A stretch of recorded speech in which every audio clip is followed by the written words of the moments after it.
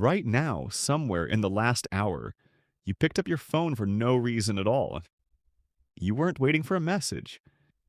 You didn't need to check the time. Your thumb just moved, almost on its own, and unlocked the screen before your brain even decided to. You probably did it again while reading that last sentence. But the real answer for why you did that is far stranger than willpower or addiction or bad habits.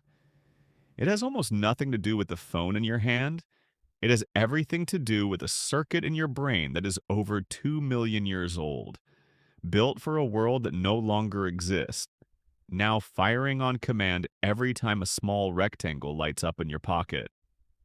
To understand it, you have to go back, not to the last decade, not to the invention of the smartphone. You have to go back to a world without cities, without language as you know it, without a single guarantee that tomorrow's meal would be there. Your ancestors were foragers.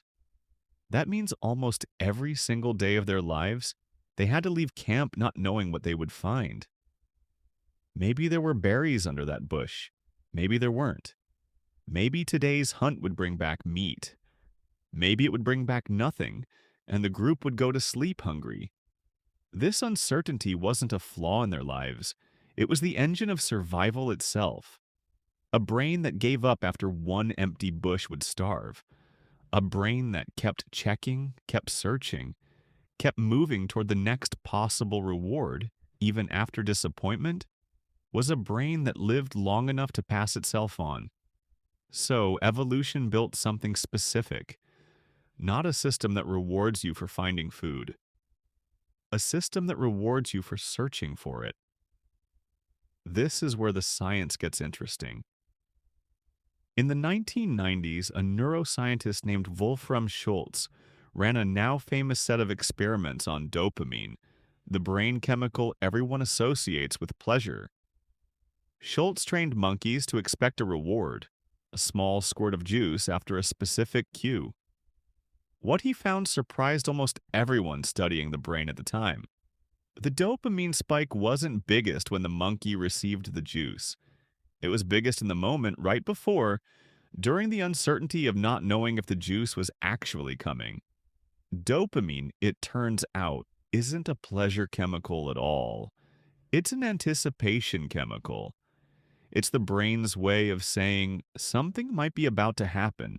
Pay attention, keep going. And here's the part that should make you put your phone down and actually think for a second. Schultz also found that when the reward became completely predictable, fully expected every single time, the dopamine response dropped. The brain stopped caring. It's not the reward your brain is chasing, it's the unpredictability around it. Does that sound familiar yet? Decades before Schultz ever ran a single trial, a psychologist named B.F. Skinner had already stumbled onto the same truth from a completely different direction. In the 1950s, Skinner was studying pigeons in boxes, watching what happened when he changed how often they got rewarded for pecking a lever.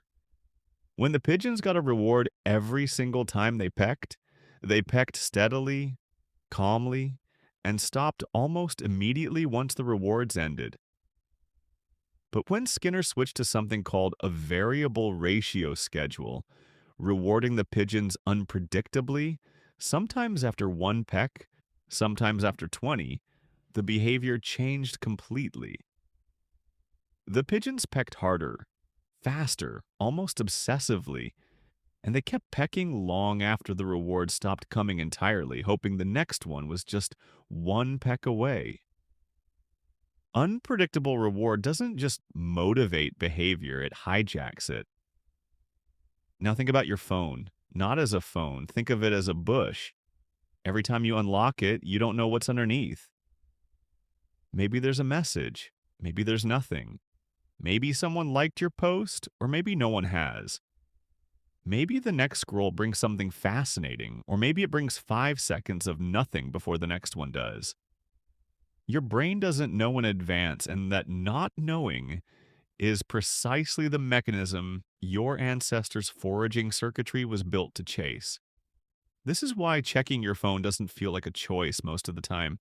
It feels like an itch, a pull, something closer to instinct than decision, because in a very real sense it is.